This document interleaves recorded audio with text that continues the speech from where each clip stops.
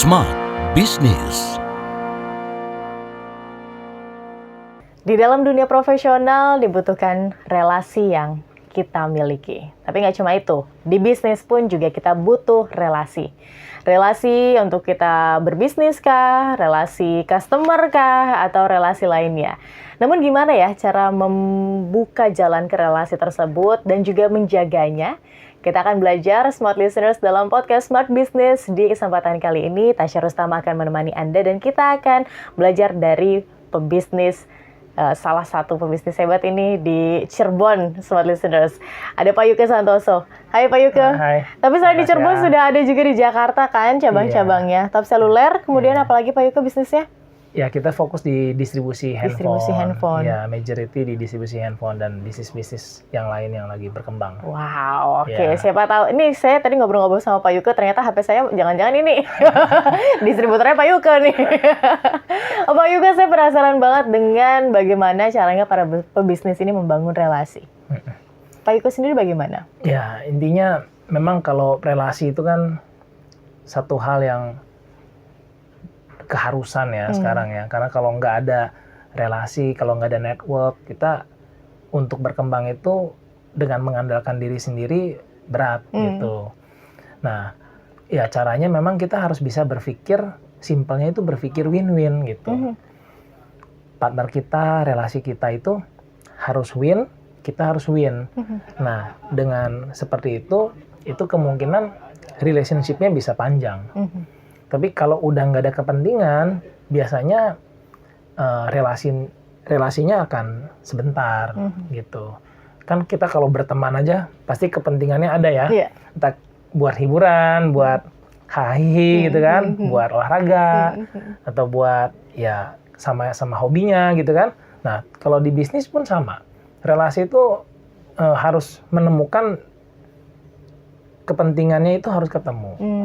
Win dan win gitu. Tapi sebelum menemukan kepentingan, biasanya kita harus bisa berpikir dulu dari sisi lawan relasinya kita. Maksudnya dari sisi temannya kita itu gitu loh. Kita baru berpikir dulu dia, oh ini kepentingan seperti apa. Baru kita mikirin kita. Jangan sampai kebalik gitu. Kita mikirin kita dulu, lu bantuin kita. Nah itu sulit juga. Dapat yang bagusnya gitu. Lebih baik kita pikirin dulu kepentingannya relasinya kita seperti apa yang bisa kita bantu. Gitu. Berarti dibalik ya, bukan saya butuh kamu jadi saya deketin kamu, tapi kamu butuh apa dari saya biar saya bantu hingga akhirnya nanti ya jadi win-win solution. Iya betul. Memang ujungnya itu kita punya relasi itu kan bagaimana bisa saling menguntungkan. Iya. Kalau yang satu untung, yang satu nggak untung, mungkin 1-2 kali kejadian bisa terjadi. Iya. Buat yang untung akan senang. Buat yang nggak untung dia akan kapok. Ya, kapok ini akan menjadi cerita buruk. Iya. Gitu. Nah, cerita buruk ini yang harus sebetulnya buat semua pebisnis itu kita harus hindari sih. Ya buat profesional juga saya rasa harus seperti itu ya. Kalau dia terima gaji, tapi nggak kasih kontribusi ke perusahaan, manajemennya dengan alarm yang bagus, bisa ngetahuin, pasti nggak mungkin mau lama-lama juga. Ya kan? Jadi ini kita harus posisi win-win ini sangat-sangat penting di dunia kerja, di karyawan, di business owner, ya di posisi yang tinggi sekalipun profesional, tetap harus mikir win-win sih kalau menurut saya. Oke, baik. Apakah semua orang bisa dijadikan relasi, Pak Yuke? Atau sebenarnya kita perlu cukup selektif nih dalam melihat siapa orang yang jadi relasi kita, jadi teman kita, apalagi kalau kita ngomongin bisnis ya, untuk kerjasama dan lain-lain. Ya, kalau buat bisnis, khususnya jadi partner itu kita memang harus benar-benar selektif ya. Kalau partner ini itu seperti kita tuh memilih pasangan hidup. Ya. Jadi faktor pasangan hidup, faktor partner itu sangat berpengaruh. Itu masih kategori 5 besar faktor kesuksesan. Gitu. Jadi kalau kita punya pasangan hidup yang tepat, partner yang tepat, itu biasanya itu jadi seperti kita berkeluarga itu dua kepala jadi lebih tepat gitu. Tapi kalau nggak tepat dua kepala, yang satu mau ke kiri, yang satu mau ke kanan, itu kira-kira jadi tujuannya itu nggak pernah nyampe gitu kan. Jadi ini kalau kepala yang tepat, satu bisa ngertiin si B bisa ngertiin si A. Ini akan bisa jadi kolaborasi yang bagus karena kita punya waktu terbatas, punya tenaga terbatas, tentunya kita butuh bantuan dari relasi kita untuk menyelesaikan visi dan misinya. Gitu. Baik. Gimana Pak Yuke untuk para pebisnis untuk bisa mendapatkan relasi yang baik? Karena kadang begini, namanya bisnis dia fokus aja nih dengan bisnisnya. Hingga ya namanya pertemanan yang dia punya ya hanya di lingkup bisnisnya saja. Misal dia punya kios di situ, ya udah pertemanannya atau relasinya ya hanya di sekitar situ saja. Pun juga business owner, ya udah hanya di perusahaannya dia saja. Nah ini gimana Pak Yuke untuk mencari begitu ya relasi yang tepat sesuai dengan tadi win-win yang ingin didapatkan? Oke, sebetulnya ini kembali ke tujuan hidup dan tujuan organisasi si leader dan si business owner-nya. Kalau memang tujuannya dia punya tujuan yang besar, yang dia rasa memang nggak bisa dikerjakan sendiri, dia harus cari relasi. Tapi kalau dia rasa kerjaannya itu bisa dikerjakan sendiri, cukup dengan tim, berarti timnya itu yang menjadi relasinya dia. Gitu. Jadi tim kita pun bisa jadi relasi kita, gitu kan? Atau orang lain, teman kita, saudara kita bisa jadi relasi kita juga. Asalkan kita paham gitu. Kita udah menggali dulu tujuannya kita itu seperti apa. Harus jelas. Nanti misi-misinya itu kita harus breakdown lebih detail sehingga dalam one of the part maybe si misi-misinya itu kita harus mencari relasi. Gitu. Karena tujuannya nggak bisa dilakukan sendiri. Ya, tujuannya besar. Kalau sendiri nggak bisa, misi-misinya udah di breakdown, berarti salah satunya harus cari relasi yang tepat, gitu.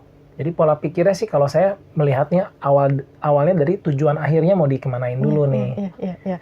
Karena kadang kalau misalnya kita punya tujuan akhir begitu ya, smart listeners, ada yang ingin kita tuju, kita tuh fokus di situ kan ya Pak Yuke, hingga akhirnya mastakung, semesta mendukung. Ketemu aja begitu orangnya yang bisa ngedukung kita di bidang hal itu atau bidang yang kita cari. Setuju nggak sih Pak? Iya betul. Memang kita harus ketika kita udah fokus itu kita akan ada daya tarik itu bagaimana jalan-jalan itu terbuka gitu, kelihatan gitu. Jadi seperti ada matahari terbit ngasih sinar, oh itu jalannya di sana. Oh jadi kita kelihatan, jadi kita bisa melangkah gitu. Memang ini butuh kesabaran, butuh keuletan, butuh konsistensi untuk mengejar kita punya cita-cita gitu.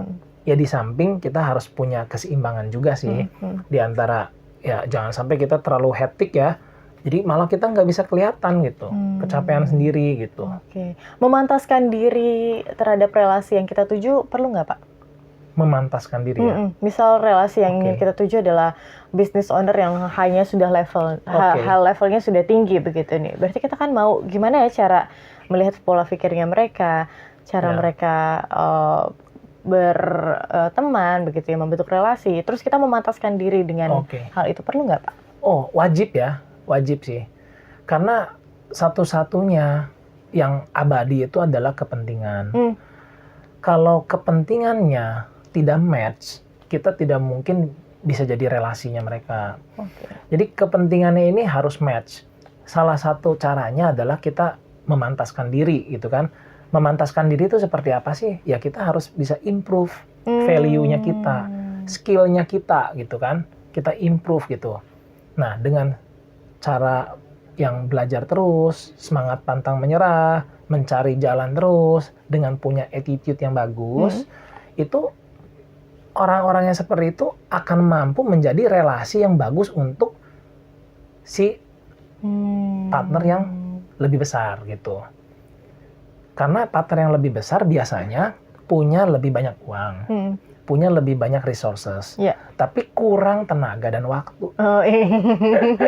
Sebenarnya peluangnya banyak gitu, buat kita profesional gitu kan, yang masih muda, kita asal punya attitude yang bagus, punya kejujuran yang bagus, kerja keras, loyalitas, disiplin, itu akan jauh membantu kita untuk mencari relasi yang tepat. Oke, baik. Iya. Pak Yuke, sebelum kita tutup begitu ya, gimana cara menjaganya? Karena kadang banyak relasi yang saya pribadi begitu ya, banyak nih relasinya. Cuma saya nggak bisa menjaga itu semua, tiba-tiba udah lost contact aja. Gimana sih caranya untuk bisa tetap awet begitu, menjaga relasi ini? Ya, kita harus mampu merencanakan mana yang penting, mana yang belum penting, mana yang urgent, mana yang tidak urgent. Memang kita harus bisa skala prioritas sih.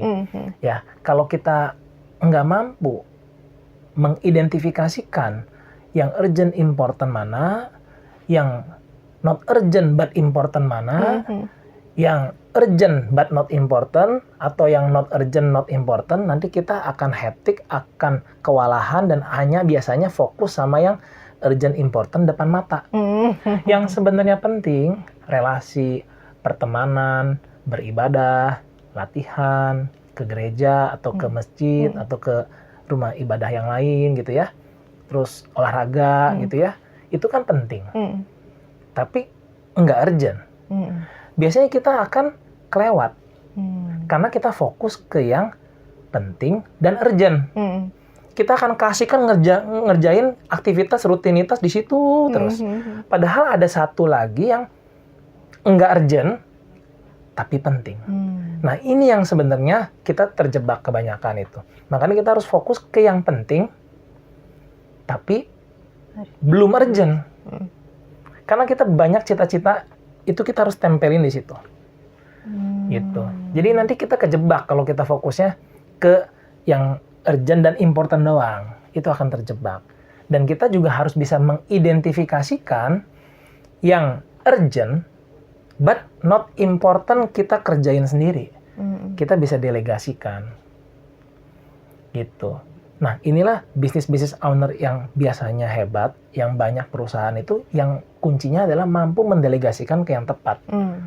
Jadi dari yang penting tapi nggak urgent, dia bisa konsisten fokus ke sana, dia bisa memberdayakan karyawannya dia, sehingga karyawannya itu mampu diberikan tugas, didelegasikan ke yang halnya urgent, tapi udah nggak penting lagi buat si business owner itu terlibat langsung.